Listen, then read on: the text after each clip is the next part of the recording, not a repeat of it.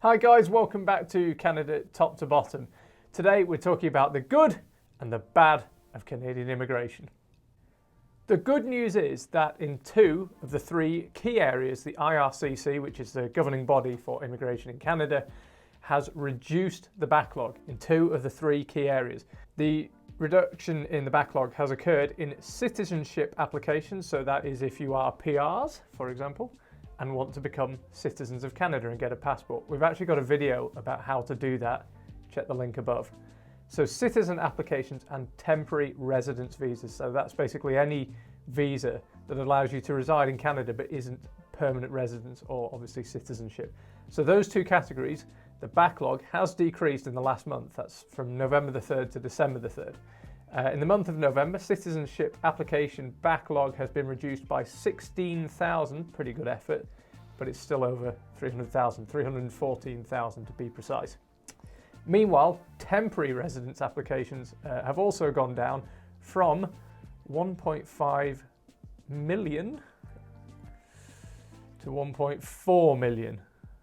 So, this is good news. They haven't reduced the backlog completely. It's not gone. There is still a fairly significant backlog, but it's reducing. The key being it's reducing. It's not increasing anymore. So almost 120,000 fewer people are now waiting for their citizenship or their temporary residence applications to be processed. So temporary residents being students or workers or visitors who are applying to come to Canada for a short period of time.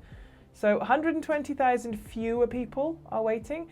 It's not been eliminated completely. There, as Charlie said, there are still 1.4 million people who are waiting for their temporary residence applications to be processed, but it's getting less. The bad news, permanent resident applications, and this is where we got stuck. We were 22 months from getting our invitation to apply for permanent residence and actually having our permanent residence card. We were 22 months and we were not unusual. And the PR application backlog has actually increased by 6,000 to 512,000 people, of whom until quite recently, we were 2. So they have reduced the backlog in 2 categories, that is citizenship applications and temporary residence applications. But for permanent residence, the backlog has actually slightly increased. The good news is though, on the whole, the backlog is down by over 100,000 people. That is a lot, still a lot of work to be done. Now, one of the reasons that has potentially been given for some of this backlog is a news item that came up in the news this week. It has become apparent that the IRCC have been assigning not just a few, but tens of thousands of applications, of immigration applications, to immigration officers who are no longer active, who are no longer working for the IRCC, but their file numbers, their numbers are still active. So the people's immigration applications have been assigned to these case officer numbers, and then nothing's been done about them because those case officers are no longer active. And it's come out that almost 60,000 applications have been sent to over 700 former employees of the IRCC.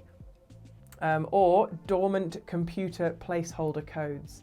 So meaning that 60,000 people who've sent their immigration applications in have gone to be processed by somebody that doesn't exist.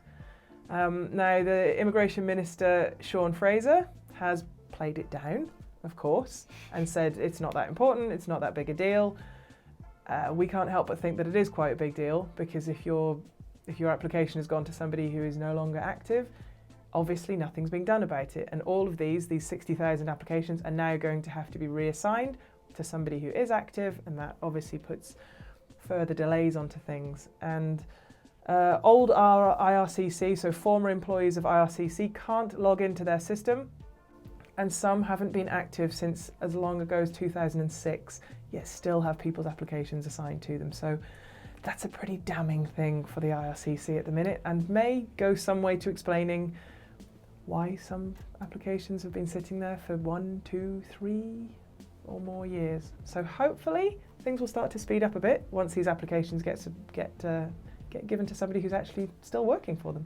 Yeah, well, we thought our application was being processed by someone who worked very, very slowly, but they clearly did exist because we actually got our PR cards, so I guess it could have been worse for us. So there we go, the good and the bad of Canadian immigration. Good, backlog reduced in 2 of the 3 key areas. Bad, they've been assigning some cases to non-existent employees. It's not a good look, no matter what Sean Fraser says, but hopefully it's being rectified now. We will see you on Sunday for our Canadian News Immigration Show. See you then. See you then.